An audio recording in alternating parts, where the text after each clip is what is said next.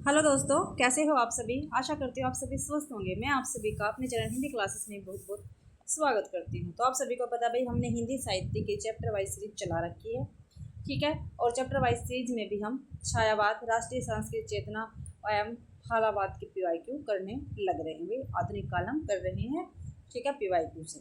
तो 477 क्वेश्चन मैंने आपको करवा दिए थे। हर एक क्लास में हम 35 क्वेश्चन करते हैं भाई। तो आज की क्लास का अपना क्वेश्चन रहेगा, कामायनी के प्रमुख पात्र हैं। जो कामायनी है इसके प्रमुख पात्र कौन सा है, ये हमें बताना। राम है, कृष्ण है, रतनसेन है या मनु है। तो कामायनी का प्रमुख पात्र भाई मनु रहेगा। डी आंसर ठीक है। जयशंकर प्रसाद कृत कामायनी के प्रमुख पात्र मनु है। कामायनी के अन्य पात्र है सरदा, ईड़ा, कुमार आदि। भाई पात्र ग्रंथ और ग्रंथकार, ठीक। अब कामायनी के पात्र देखो, मनु है, ईड़ा है, सरदा है और कुमार है। ये तो कामायनी के पात्र हो गए। अब जो ग्रंथ दे रखे थे ऊपर, उसके ग्रंथ है, ग्रंथकार और उसके पात्र। जो राम पात्र है ये रामचरितमानस का है और ये ग्रंथ किसका है, तुलसीदास का। भाई कृष्ण ये सूरसागर ग्रंथ का पात्र है और सूरदास इसके ग्रंथकार है। रतनसेन पद्मावत का पात्र है और जायसे इसके रचनाकार रहेंगे। अगला क्वेश्चन है, इनमें सुमित्रानंदन पंत की रचना नहीं है, ठीक है। जो सुमित्रानंदन पंत जी हैं इनकी रचना इनमें से कौन सी नहीं है, ये बताना है।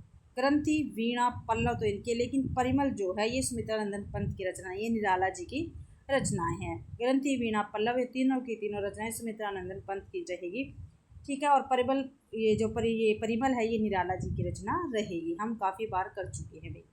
और जिस भी बच्चे ने मेरी क्लास नहीं देखी तो ये चैप्टर वाइज सीरीज की, तो मैंने मेरे चैनल पर क्या है इसकी प्लेलिस्ट बना रखी है, आप वहाँ पर जाके देखते हैं चैप्टर वाइज PYQ के नाम से भाई, ठीक है।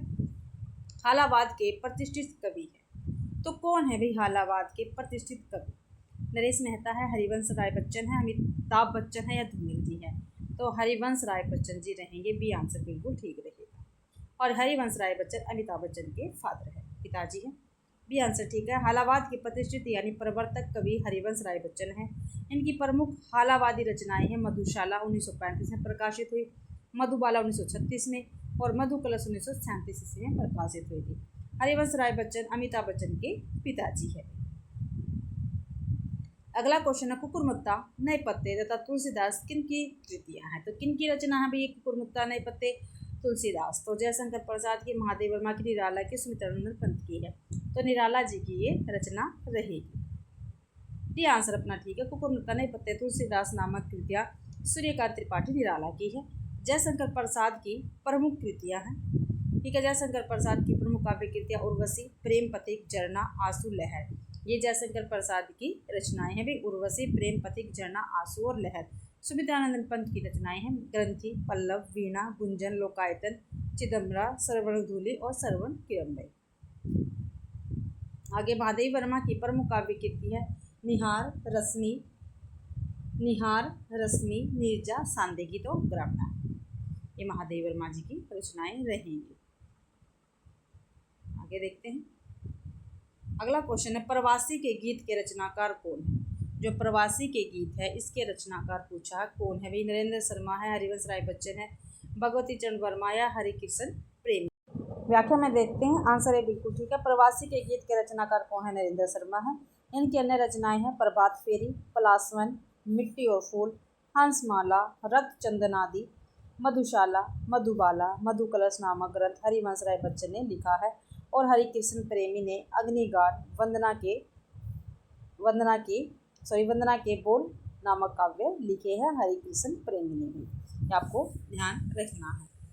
आगे पंक्ति दे रखी है, गिरा हो जाती है सन्नयन नयन करते नीरव भाषण। जैसे विरोधाभासी चमत्कार का सौंदर्य किसकी कविता में प्राप्त है। क्या अभी गिरा हो जाती है सन्नयन नयन करते नीरव भाषण, जैसे विरोधाभासी चमत्कार का सौंदर्य किसकी कविता में प्राप्त है। ठीक है, ये कविता की पंक्ति है। विरोधाभासी चमत्कार दिखा रखा है इस पंक्ति में और पूछ रखा है भाई ये किसकी कविता में हमें मिलता है। निराला की मिलता है, पंत की में, प्रसाद की, महादेव की। तो पंत की कविताओं में हमें ये देखने को मिलता है विरोधाभासी चमत्कार। व्याख्या में देख लेते हैं, गिरा हो जाती है सन्नयन नयन करते नीरव भाषण जैसे विरोधाभासी चमत्कार का सौंदर्य सुमित्रानंदन पंत की कविताओं में प्राप्त है। पंत की प्रसिद्ध रचना है पल्लव, ग्रंथि, गुंजन, चिदम्बरा आदि।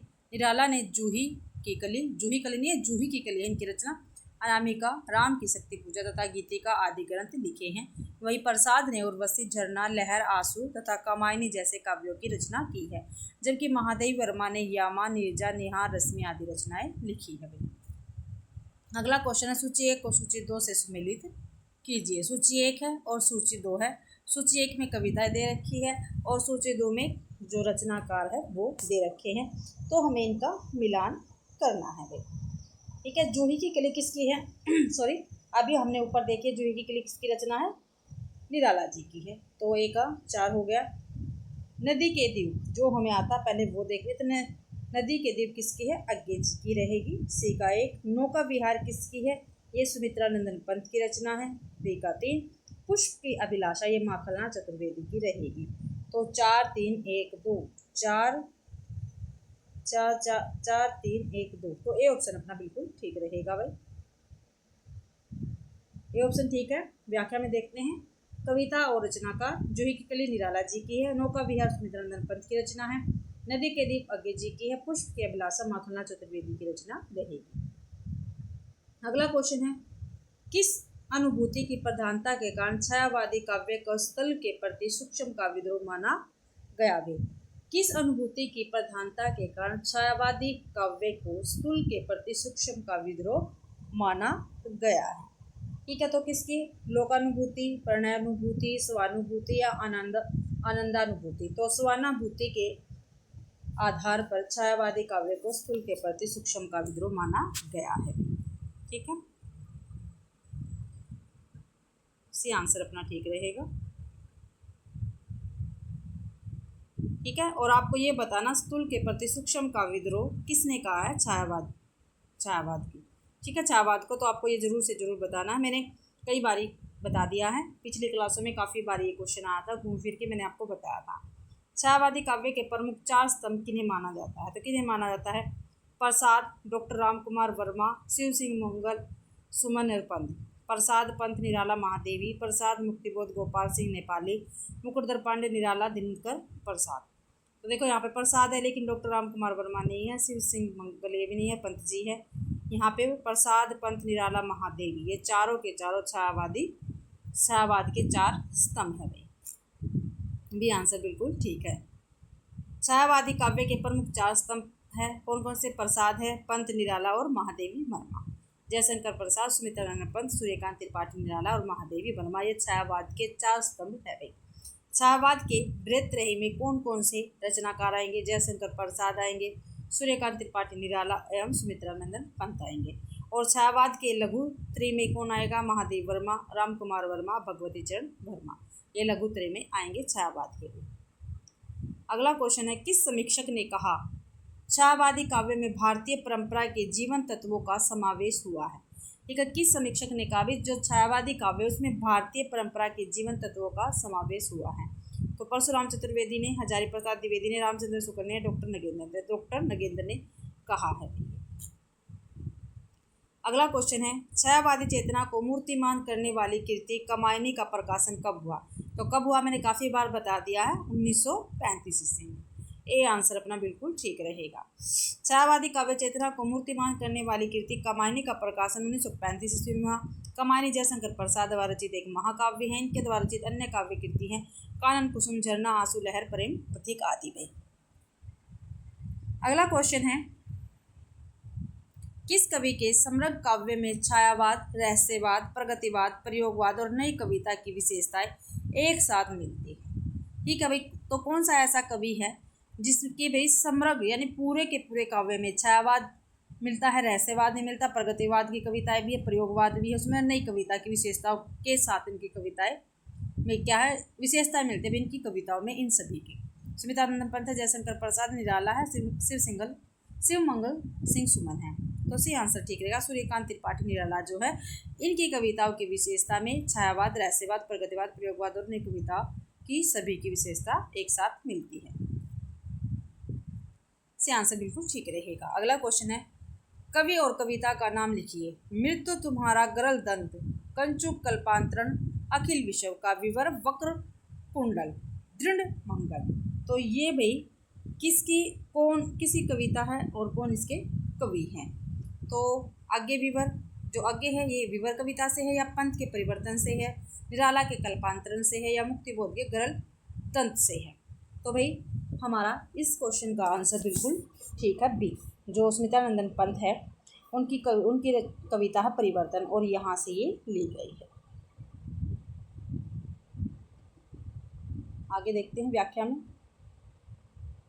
बी आंसर बिल्कुल ठीक है। मृत्यु तुम्हारा गर्भदंत कंचुक कल्पांतरण अखिल विषयों का विवर वक्र कुंडल दृढ़ मंडल। उक्त पंक्ति के लेखक स्मितानंदन पंत है। यह पंत द्वारा रचित परिवर्तन नामक कविता से उद्धृत है। अगला क्वेश्चन है, पंत की ताज कविता किस भावधारा का प्रतिनिधित्व करती है। जो स्मितानंदन पंत है इनकी रचना का नाम है ताज।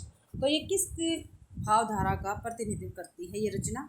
छायावादी, प्रगतिवादी, प्रयोगवादी या हालावादी। तो प्रगतिवादी भावधारा का प्रतिनिधित्व करती है ताज कविता, जो स्मितानंदन पंत की रहेगी।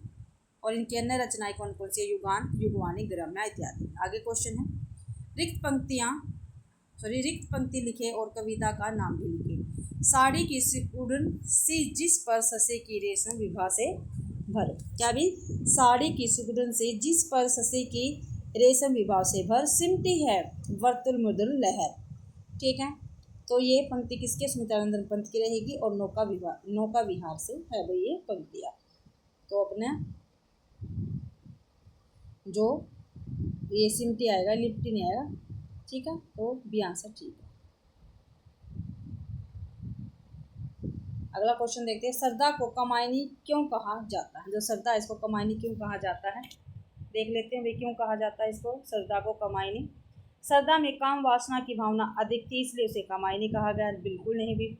सरदा काम गोत्र की बालिका है इसलिए सरदा नाम के साथ उसे कमायनी कहा जाता है। ये बिल्कुल ठीक है भाई। और आगे भी देख लेते हैं, सरदा कमनी अत्यधिक थी इसलिए उसे कमायनी नहीं भाई। सरदा में कामनाओं की अधिकता थी इसलिए उसे कमायनी नहीं भाई। सरदा काम गोत्र की बालिका है इसलिए सरदा नाम के साथ उसे कमायनी भी कहा जाता है। बी आंसर अपना बिल्कुल ठीक रहेगा। बी आंसर बिल्कुल ठीक है। अगला क्वेश्चन है, भारतीय इतिहास में जल पलावन की घटना का उल्लेख किस ग्रंथ में हुआ है। क्या भी भारतीय इतिहास में जल पलावन की घटना का उल्लेख किस ग्रंथ में हुआ है ये हमें बताना है। शतपथ ब्राह्मण के 8वें अध्याय में, शतपथ ब्राह्मण के 18वें अध्याय में, छंदोग्य उपनिषद के 8वें अध्याय में, ऋग्वेद के 8वें अध्याय में। तो ए ऑप्शन ठीक है, शतपथ ब्राह्मण के 8वें अध्याय में जल पलावन की घटना का उल्लेख हुआ है। अगला क्वेश्चन देखते हैं, निराला की निम्नलिखित रचनाओं में से किस रचना को हिंदी का शोक गीत कहा जाता है। काफी महत्वपूर्ण क्वेश्चन है भाई। निराला की ऐसी कौन सी रचना है भाई जिसको हिंदी का शोक गीत कहा जाता है। तो जूही की कली, तोड़ती पत्र, सरोज स्मृति या तुलसीदास। तो सरोज स्मृति है, इसको भाई हिंदी का शोक गीत कहा जाता है। सी आंसर अपना बिल्कुल ठीक रहेगा। सी आंसर ठीक है। निराला की निम्नलिखित रचनाओं में से सरोज स्मृति को हिंदी का शोक गीत कहा जाता है। इनकी यह रचना अनामिका काव्य संग्रह में संकलित है। इनकी एक रचना तोड़ते पत्थर भी इसी में संग्रहित है। ठीक है, अनामिका में ही संग्रहित है तोड़ती पत्थर और सरोज स्मृति भी। जूही की कली निराला की प्रथम कविता, इन्हें मुक्त छंद का प्रवर्तक भी कहा जाता है। जो निराला जी इनको मुक्त छंद का प्रवर्तक भी कहा जाता है। तुलसीदास इनका 101 छंदों में रचित एक खंड काव्य। अगला क्वेश्चन है, प्रकाशन काल के अनुसार निम्नलिखित कृतियों का सही अनुक्रम हम बताना। आंसू, ग्रंथि, यामा, बेला। ठीक है, तो इनका हमें सही अनुक्रम बताना प्रकाशन वर्ष के अकॉर्डिंग। तो भाई जो आंसू है, आंसू का प्रकाशन हुआ था 1925 में। ठीक है, जयशंकर प्रसाद की रचना। ग्रंथि 1920 में इसका प्रकाशन हुआ, स्मितानंदन पंत की रचना रहेगी। यामा महादेव वर्मा की रचना, 1940 में इसका प्रकाशन हुआ था। और बेला 1946 में प्रकाशन हुआ था और भाई निराला जी की रचना रहेगी, सूर्यकांत त्रिपाठी निराला जी की। तो सबसे पहले ग्रंथि आएगा 1920, 1925 आंसू, 1940 यामा, 1946 बेला। तो बी आंसर बिल्कुल ठीक रहेगा। यहाँ पे देख लेते हैं, ग्रंथि 1920 ईस्वी में प्रकाशित हुई, स्मितानंदन पंत की रचना है। आंसू 1925 में प्रकाशित हुई, जयशंकर प्रसाद की रचना। यामा 1940 में प्रकाशित हुई, महादेव वर्मा की रचना है। बेला 1946 में प्रकाशित हुई, निराला जी की रचना रहेगी। अगला क्वेश्चन है, सुनकर क्या तुम भला करोगी मेरी भोली आत्मकथा, अभी समय भी नहीं थकी सोई है मेरी मीन व्यथा। तो उपयुक्त काव्य पंक्तियां निम्नलिखित में से किसके द्वारा रचित है? तो जयशंकर प्रसाद द्वारा रचित है। ठीक है, ये आंसर बिल्कुल ठीक है। सुनकर क्या तुम भला करोगी मेरी भोली आत्मकथा, अभी समय भी नहीं थकी सोई है मेरी मीन व्यथा। तो जयशंकर प्रसाद की काव्य पंक्तियां हैं। बीन भी हूँ मैं तुम्हारी रागनी भी हूँ, दूर भी हूँ तुमसे अखंड सुहागनी भी हूँ। ये महादेव वर्मा की पंक्तियां हैं भाई। दुखी जीवन की कथा रही क्या कहूँ आज जो नहीं कही, ये सूर्यकांत त्रिपाठी निराला जी की पंक्ति रहेगी। अगला क्वेश्चन, निम्नलिखित पुस्तकों में से किसकी भूमिका को छायावाद का घोषणा पत्र कहा जाता है भाई? तो इनमें जो ये नीचे पुस्तकें दे रखी हैं, इनमें से कौन सी ऐसी पुस्तक है जिसकी भूमिका में छायावाद का घोषणा पत्र कहा गया है जिस रचना? तो भाई ये पल्लव है, बी आंसर बिल्कुल ठीक रहेगा। व्याख्या में देख लेते हैं, बी आंसर ठीक है। प्रकृति के सुकुमार कवि स्मितानंदन पंत की रचना पल्लव है को भाई की भूमिका को छायावाद का घोषणा पत्र कहा जाता है। अनामिका में एवं परिमल महाप्राण सूर्यकांत त्रिपाठी निराला के काव्य संग्रह कमायनी छायावाद का उपनिषद कहा जाने वाला महाकाव्य है जिसकी रचना जयशंकर प्रसाद ने की थी भाई। और छायावाद का उपनिषद किसको कहा जाता है? कमायनी रचना को कहा जाती है, तो जयशंकर प्रसाद की, और ये एक महाकाव्य है भाई। अगला क्वेश्चन है, श्रद्धा और ईड़ा से संबंधित मुक्ति बोध के सही कथन कौन से हैं? ठीक है भाई, श्रद्धा और ईड़ा से संबंधित मुक्ति बोध के सही कथन हमें बताने हैं कौन से हैं। तो देख लेते हैं भाई सही कथन कौन से रहेंगे। ईड़ा का व्यक्तित्व सामाजिक सार्वजनिक महत्व से विन्यस्त है, ये तो बिल्कुल ठीक है। ये मुक्ति बोध ने कहा भाई श्रद्धा और ईड़ा से संबंधित कथन है। श्रद्धा के पास कोई अपना सार्वजनिक जीवन नहीं है, किसके पास? श्रद्धा के पास, ये भी बिल्कुल ठीक है। ईड़ा बुद्धिवाद का प्रतीक है, जो ईड़ा है वो बुद्धिवाद का प्रतीक है। आगे देखते हैं, श्रद्धा में आत्मबद्ध भावुकता का अभाव, ये दोनों गलत है भाई, ए और बी बिल्कुल ठीक रहेगा, तो बी आंसर अपना ठीक है। श्रद्धा और ईड़ा से संबंधित मुक्तिबोध का कथन इस प्रकार है, ईड़ा का व्यक्तित्व सामाजिक सार्वजनिक महत्व से विन्यस्त है, श्रद्धा के पास कोई अपना सार्वजनिक जीवन नहीं है, ये दोनों ठीक है। ईड़ा, श्रद्धा और ईड़ा कमायनी के सर्ग है, कमायनी में कुल 15 सर्ग है, कमायनी 1935 ईस्वी में रचित जयशंकर प्रसाद की रचना है। ईड़ा, श्रद्धा ईड़ा को क्रमशः हृदय और बुद्धि का प्रतीक माना गया है। अगला क्वेश्चन, निम्नलिखित में से जयशंकर प्रसाद द्वारा रचित काव्य है, काव्य बताना है भाई। ठीक है, जयशंकर प्रसाद द्वारा रचित इनमें से कौन से काव्य हैं? ठीक है, तितली, देखो ये सारे के सारे जो है चारों के चार, तितली, उर्वशी, इरावती, झरना, ये सभी जयशंकर प्रसाद की ही रचना है।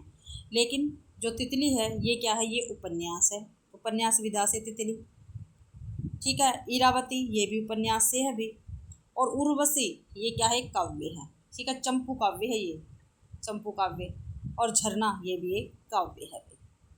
तो बी और डी अपना ठीक रहेगा, बी और डी भाई, बी ऑप्शन नहीं है, बी ऑप्शन अपना बिल्कुल ठीक है, बी ऑप्शन ठीक है। रचनाएं और विधा, उपन्यास, तितली क्या है? उपन्यास है, उर्वशी चंपू काव्य है भी, इरावती उपन्यास है, झरना काव्य रहेगा। अगला क्वेश्चन है, आचार्य रामचंद्र शुक्ल के इन कथनों को संबंधित कवियों से सुमेलित कीजिए, नीचे दिए गए कूट का प्रयोग करते हुए सही उत्तर का चयन हमें करना है। तो भाई देखो ये तो इसमें आने रहा, फिर भी मैं आपको बता देती हूँ। अज्ञात प्रिय की ओर इशारा करने के अतिरिक्त इन्होंने जगत के अनेक प्रस्तुत रूपों और व्यापारों को भी अपनी सरल भावनाओं के रंग में देखा है। तो ये किसके विषय में रामचंद्र शुक्ल जी ने कहा है? तो ये निराला जी के विषय में कहा है भी। ठीक, आपको ध्यान रखना है। आगे देखते हैं, इस वेदना को लेकर इन्होंने हृदय की ऐसी अनुभूति सामने रखी जो लोकोत्तर है भाई। तो ये महादेव वर्मा के विषय में कहा रामचंद्र शुक्ल जी ने। आगे है, कवि की रहस्य दृष्टि प्रकृति की आत्म जगत के रूपों और व्यापारों में व्यक्त होने वाली आत्मा की ओर जाती है। तो स्मितानंदन पंत के विषय में ही कहा है। इनकी रहस्यवादी रचनाओं को देखकर चाहे तो यह कहे कि इनकी मधु वर्षा के मानस पराय के लिए रहस्यवाद का पर्दा मिल गया है। तो जयशंकर प्रसाद के विषय में कथन है। ठीक है, तो भाई देखो सी का 4 डी जो 4 है इसका डी हो गया, 3 का सी हो गया। जो देख लेते हैं पीछे से मिला देंगे भाई, कहाँ है इसका, ये रहा, तो इन दोनों में ही है भाई, ये कट गए। चलो ठीक है, तो पहले का तो क्या था, उल्टा था ना, 5 था, सूर्यकांत त्रिपाठी निराला 5 पे थे, फिर महादेव वर्मा थे, यानी सी आंसर बिल्कुल ठीक रहेगा। देखो सी आंसर बिल्कुल ठीक है। एक अज्ञात प्रिय की ओर इशारा करने के अतिरिक्त इन्होंने जगत के अनेक प्रस्तुत रूपों और व्यापारों को भी अपनी सरल भावना के रंग में देखा है। सूर्यकांत त्रिपाठी निराला के विषय में रामचंद्र शुक्ल जी ने कहा है, इस वेदना को लेकर इन्होंने हृदय की ऐसी अनुभूति सामने रखी जो लोकातर है। ये महादेव वर्मा के विषय में है। कवि की रहस्य दृष्टि प्रकृति की आत्मा जगत के रूपों और व्यापारों में व्यक्त होने वाली आत्मा की ओर जाती है। ये सुमित्रानंद पंत के विषय में है भी।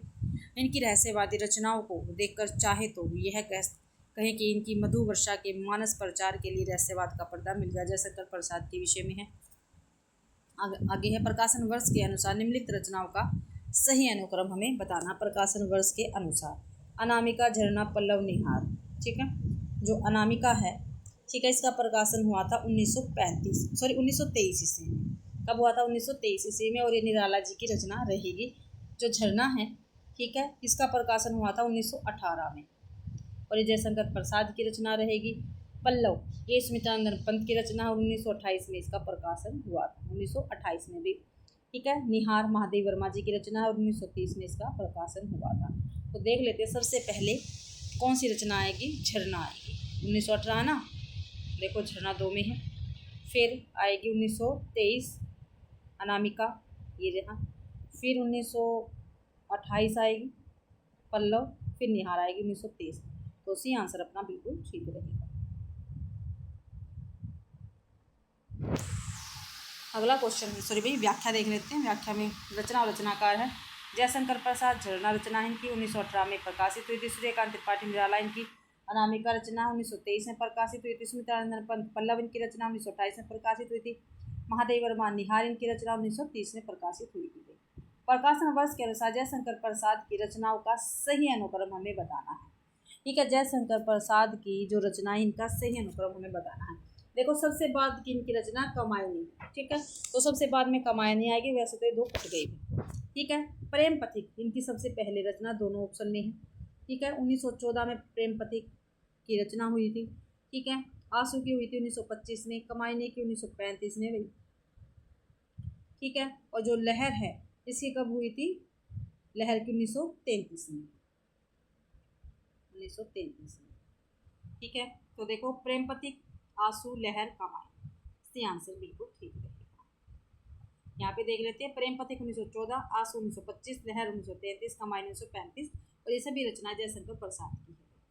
सुमित्रानंद पंत की निम्नलिखित कृतियों में से किन पर अरविंद दर्शन का प्रभाव? जो सुमित्रानंद पंत है, इनकी कौन सी ऐसी रचनाएं हैं जिस पर अरविंद दर्शन का प्रभाव है? तो गुंजन, सोवरण, रजत शिखर या घराना। तो सोवरण की रचना है, इस पे अरविंद दर्शन का प्रभाव है, और रजत शिखर, इस पे भी अरविंद दर्शन का प्रभाव है। तो 2 और 3 बिल्कुल सही है। 2 और 3 किसमें है? 2 और 3 है भाई सी आंसर में। सी आंसर अपना बिल्कुल सही रहेगा। सुमित्रानंद पंत की सोवर्ण और रजत शिखर पर अरविंद दर्शन का प्रभाव पड़ा, जबकि गुंजन और ग्रामना पर इसका प्रभाव नहीं है। इनकी अन्य कृतियां हैं, उच्छ्वास 1920 में प्रकाशित हुई, ग्रंथि 1920 में, वीणा 1927 में, पल्लव 1928 में, गुंजन 1932 में, युगांत 1936 में, युगवाणी, श्रवण किरण, श्रवण धूलि, युगपद, उत्तरा, लोकायतन, चिदंबरा पर ज्ञानपीठ पुरस्कार इनको प्राप्त है। अगला क्वेश्चन है, निराला जी पर बंग भाषा की काव्य शैली का प्रभाव समास में गुणित पदवर्णी क्रियापद के लोप आदि में स्पष्ट झलकता है। लाक्षणिक विलक्षण लाने की प्रवृत्ति इनमें उतनी नहीं पाई जाती जितनी प्रसाद और पंत में पाई जाती है। तो ये निराला के विषय में किसका कथन है? तो किसका कथन है ये हमें बताना है। तो किसका है? हजारी प्रसाद द्विवेदी का, रामचंद्र शुक्ल जी का, रामस्वरूप चतुर्वेदी का, नगेंद्र का। तो ये कथन रामचंद्र शुक्ल जी का निराला के विषय में। ठीक है, ये हमने कर लिया है, आगे देखते हैं।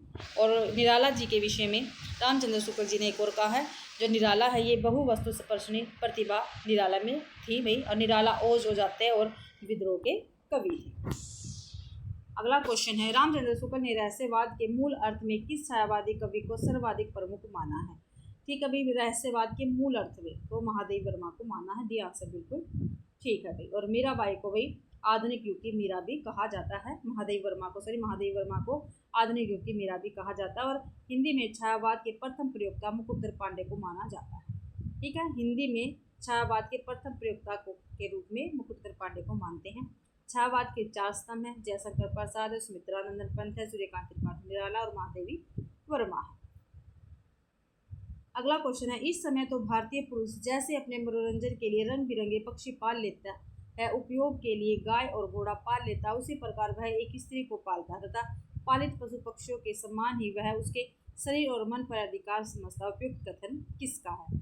तो उपयुक्त कथन भाई किसका है? महादेवी वर्मा का ये कथन रहेगा और काफी महत्वपूर्ण कथन है, काफी बार पेपर में पूछा गया है। उपयुक्त कथन महादेव वर्मा का। महादेव वर्मा 1907 ईस्वी में का जन्म हुआ। इनको आधुनिक युग की मीरा कहा जाता है। हिंदी के विशाल मंदिर की वीणा पाणी कहा जाता है। महादेव वर्मा को बौद्ध दर्शन से प्रभावित रहस्यवादी कवित्री के रूप में भी स्वीकार किया गया। किस दर्शन से भी? बौद्ध दर्शन से प्रभावित रहस्यवादी कवित्री के रूप में स्वीकार किया गया है। इनका सर्वाधिक प्रिय प्रतीक दीपक और बादल है। ठीक है, इनके सर्वाधिक प्रिय प्रतीक कौन कौन से? दीपक और बादल, आपको ध्यान रखना है। रेखा चित्र है इनका अतीत के चलचित्र 1941 में प्रकाशित हुआ। स्मृति की रेखा 1943 में प्रकाशित हुआ। संस्मरण है पथ के साथी जो 1956 में प्रकाशित हुआ। मेरा परिवार 1972 में प्रकाशित हुआ। भाई कविता संग्रह महादेव वर्मा की निहार, रश्मि, नीरजा, सांदेगिक और यामा। अगला क्वेश्चन है, नई कविता के प्रथम अंक में निराला की किस कविता का अनेक कवियों द्वारा सामूहिक रूपांतरण प्रकाशित हुआ? भाई तो जूही की कली। ठीक है, जूही की कली ऐसी थी जिसका सामूहिक रूपांतरण प्रकाशित हुआ था अनेक कवियों के द्वारा। ठीक है, नई कविता के प्रथम अंक में निराला की कविता जूही की कवि का अनेक कवियों द्वारा सामूहिक रूपांतरण प्रकाशित हुआ था। नई कविता नाम अज्ञे का दिया हुआ है। भाई अपनी एक रेडियो वार्ता में उन्होंने इस पद का सर्वप्रथम प्रयोग किया था, जो बाद में नए पत्ते अंक में नई कविता शीर्षक से प्रकाशित हुआ। ये काफी बार पूछा गया है। भाई नई कविता का आरंभ सन 1954 ईस्वी से माना जाता है। जगदीश गुप्त द्वारा संपादित नई कविता पत्रिका के प्रकाशन से माना जाता है। अगला क्वेश्चन है भाई, देखते हैं आगे। दोनों का हठ था दुर्निवार, दोनों ही थी विश्वासहीन, कामायनी की उपयुक्त पंक्तियां से आशय क्या है? क्या भी दोनों का हठ था दुर्निवार, दोनों ही थे विश्वासहीन, कामायनी की उपयुक्त पंक्तियों से क्या आशय है? तो क्या आशय? श्रद्धा और मनु के बीच विश्वास खंडित हो गया था? नहीं भी। ईड़ा और मनु में हठ धार्मिकता बढ़ गई थी? नहीं भी।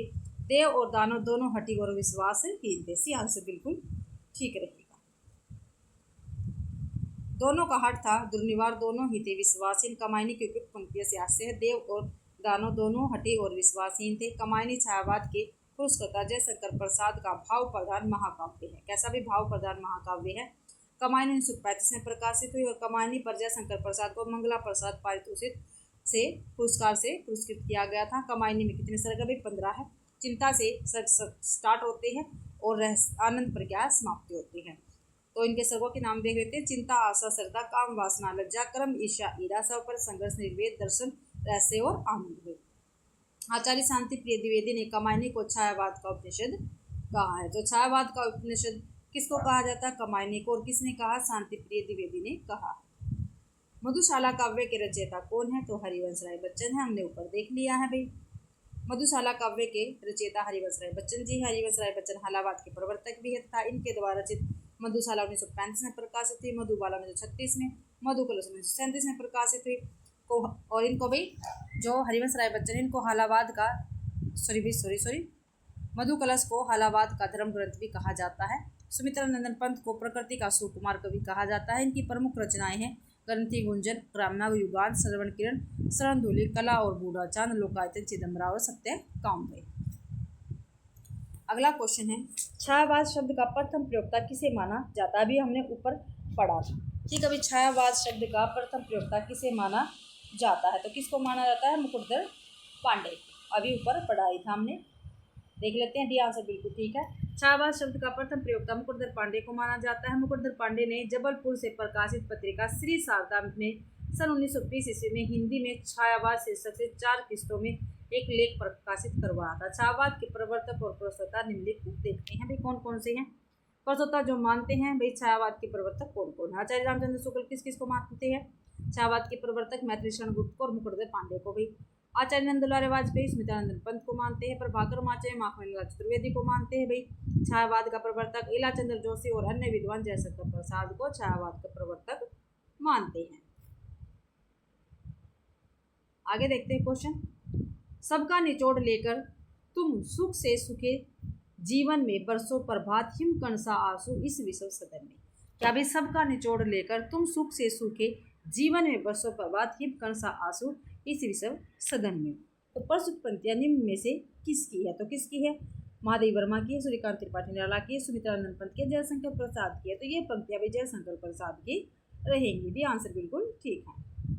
व्याख्या देख लेते हैं। सबका निचोड़ लेकर तुम सुख से सूखे जीवन में बरसों प्रभात हिमकण सा आंसू इसी विश्व सदन में। प्रस्तुत पंक्तियां जयशंकर प्रसाद की है। आगे है, धन्य में पिता निरर्थक था, कुछ भी तेरे हित न कर सका था। ये पंक्तियां किसकी है, निराला जी की पंक्तियां हैं और स्रोत स्मृति से ये ली गई है भाई। आगे पंक्तियां, मैं नीर भरी दुख की बदली परिचय इतना इतिहास यही उमड़ी कल थी मिट आज चलिए। महादेवी वर्मा की पंक्तियां हैं। छोड़ द्रुमों की मृदु छाया, तोड़ प्रकृति से भी माया, बाले तेरे बाल में जाल में कैसे उलझा दूं दूलोचन। तो ये पंत जी की पंक्तियां रहेंगी। तो इसी के साथ भाई आज की अपनी क्लास के 35 क्वेश्चन कंप्लीट होते हैं। आशा करती हूँ भाई आप सभी को क्लास पसंद आई होगी। अगर आप सभी को क्लास पसंद आती है तो प्लीज़ वीडियो को ज़्यादा से ज़्यादा शेयर करें, लाइक करें और कमेंट करना बिल्कुल भी ना भूलें भाई। और चैनल को भी सब्सक्राइब जरूर से जरूर करें। और आप सभी को इस क्लास का PDF मेरे टेलीग्राम चैनल पर मिल जाएगा, तो उसको भी आप ज्वाइन जरूर से जरूर करें। आप सभी का क्लास देखने के लिए बहुत बहुत धन्यवाद।